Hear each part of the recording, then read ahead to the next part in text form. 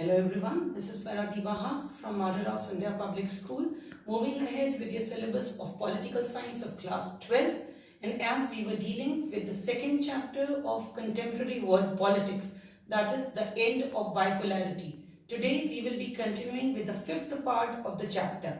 In the last lecture, I have already told you about the Soviet Union, the disintegration of Soviet Union, the consequences of disintegration, and we have also introduced what was the shock therapy. Here, before I move forward with the lecture of today, I would like to tell all of you that kindly notify the previous lectures, make notes on the basis of the lectures, and also attempt the questions which are given in NCERT.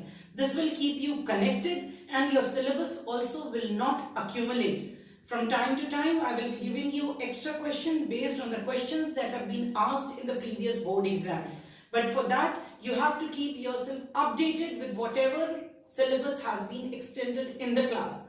So moving forward today with the shock therapy. So as I told you earlier, the shock therapy was the model of transition in Russia, Central Asia and East Europe, and it was influenced by the World Bank and the International Monetary Fund. Now, as we all know, that model of transition, so transition from communism to a capitalist economy. So if you could say that shock therapy actually involved a number of things. You could say we can notify a line of things that resulted as a result of shock therapy. Firstly, shock therapy meant the total shift to a capitalist economy from a communist economy. Moreover, it further meant rooting out completely any structures which were evolved during the Soviet period. Furthermore, the shock therapy led to the increase in the private ownership, and private ownership came to be the dominant pattern of property ownership in the society.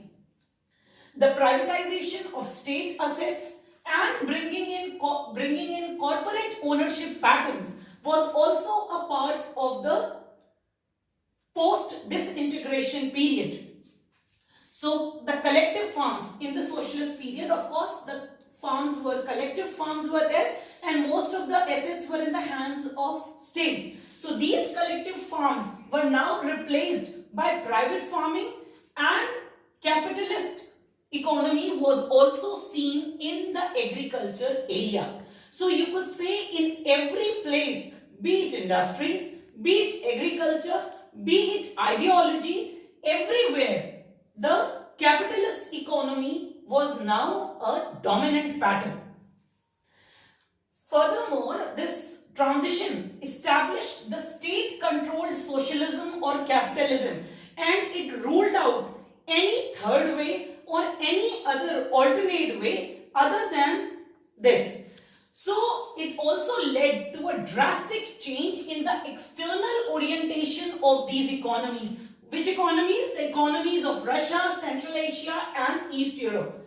There was a sudden and complete change to free trade. Why? Because it was considered that free trade was essential for the development of this new Soviet Union. So, in fact, you could say not new Soviet Union, the different economies that the Soviet Union disintegrated into. So, a free trade regime and a foreign direct investment was considered to be the main engines of these changes. I would like to reiterate here that this also led to a lot of foreign investment, the opening up of economy, the change in the currency, the convertibility pattern change and various related changes. Why? Because it was considered that the development is only possible now with the development of trade. So there was a breakup of the existing trade alliances, whatever trade alliances were there in the Soviet bloc. After the disintegration, there was also a breakup in all these existing trade alliances. And each state now was directly linked to the West. As a result, what happened? That the Western capitalist countries, they became the leaders.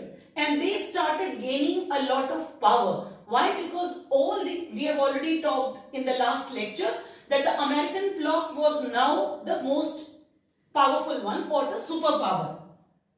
So if you would like to sum up the consequences of the shock therapy, to begin with, we can say this shock therapy in the 1990s, it did not prove to be such a massive, you could say, role changer as it had expected to be. Why? Because it caused a lot of ruins to the economies and a disaster upon the people of the entire region. In Russia, you could also say, especially when we talk about this states, and Russia is the most powerful one. So in Russia, the state-controlled industrial complex almost collapsed, and then 90% of the industries was put up for sale to the private individuals and companies.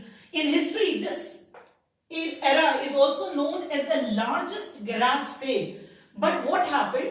That though it was the largest garage sale, but most of the industries were sold at a much lesser price than their actual price. Vouchers were issued to the citizens, but they could not use those vouchers. They had to sell those vouchers because they were in severe need of money. So altogether, it was a total loss. The industries were devalued.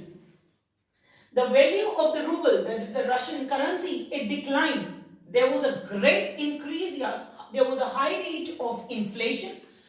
People lost most of the savings. And this was a period when also the problem of food also occurred in Russia. And Russia had to actually import food to fulfill this requirement of food.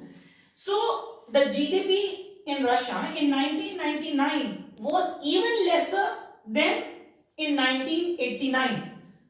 There was a privatization which led to a lot of disparities, and due to these disparities, what happened? A mafia developed. You must be knowing what is mafia. Mafia means a group of people who actually try to powerfully take over the economy, and this happened only because of the disparities.